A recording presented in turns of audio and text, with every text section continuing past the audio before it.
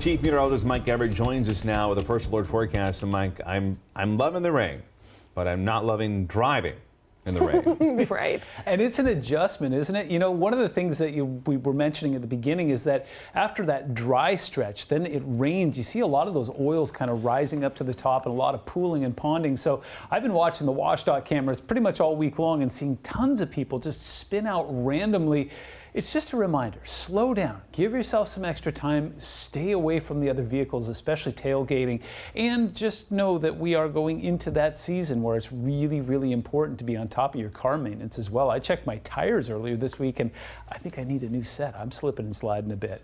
Meanwhile, taking a look over top of the Seattle Metro, we are seeing the rain let up. In fact, you can see that cloud deck now rising up into the mid-levels of the atmosphere, revealing the Emerald City after a fresh washing. 56 degrees out there, wind coming in from the south-southwest, still a bit on the breezy side. We saw some big gusts earlier this morning, especially down towards the south. SeaTac saw gusts in excess of 40 miles an hour, but remarkably only isolated power outages. Live look over T-Mobile Park right now where the streets are closed and folks are leaving the ballpark there. We'll find out what the results were of the game coming up in just a moment, but it is a nice night out there. It's chilly though, and it's going to get even cooler overnight tonight. So in case you missed it, this is a 24-hour loop of what we just experienced. That low pressure system basically passing right overhead with a lot of thunder, lightning, and instability. But again, once it came on shore, it was actually fairly well behaved, so just brought some soaking rains along with it, but not a whole lot of damage. We've been tracking that convergence pretty much all day long between King and Snohomish counties, but you can see right in the last section of this radar loop here,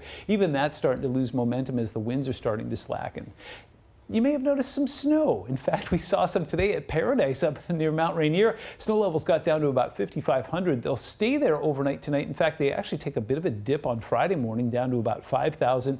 Way too early in the season to be talking about pass impacts. Snoqualmie's 3,000, Stevens is 4,000, and then we're going to see things go way up Friday, Saturday, Sunday, and Monday. That's also a pretty strong indication that we'll see some warmer weather. So in the meantime, showers and cool temperatures will remain on the menu through Friday, and then Friday, Saturday, and Sunday are going to be a really nice break in the rain. In fact, we'll even see temperatures pop up a little bit.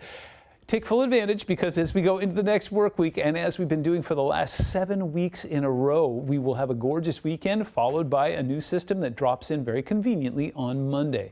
So let's put the future into motion here and I'll introduce you to our next system that will be tumbling in off the Pacific. The big difference is this one's going to take a dive down towards the south. It says, I've always wanted to see Oregon, and that's where it will go. And then once it does, you notice the remnants kind of pull off towards the north and east there, and that beautiful ridge moves in on Friday and sticks around Saturday into Sunday as well. You'll be able to get out and do virtually anything you like. So as this next system moves by, because we are on the north side of it and it's basically heading down into Oregon, we're not going to see a whole lot more rain out of the deal, but Everett could pick up probably about another third of an inch or so as we see some more convergence pick up tomorrow. We'll see that rain push through conveniently overnight tonight. There will be a wet commute tomorrow morning. Yep, there's the convergence. It'll stick around through Thursday, but then by the time we get into Friday, things are going to start to clear very nicely. And as I mentioned, we got 72 hours of warm and dry headed our way starting on Friday. Monday, a new system moves in. It'll be followed by another one on Wednesday.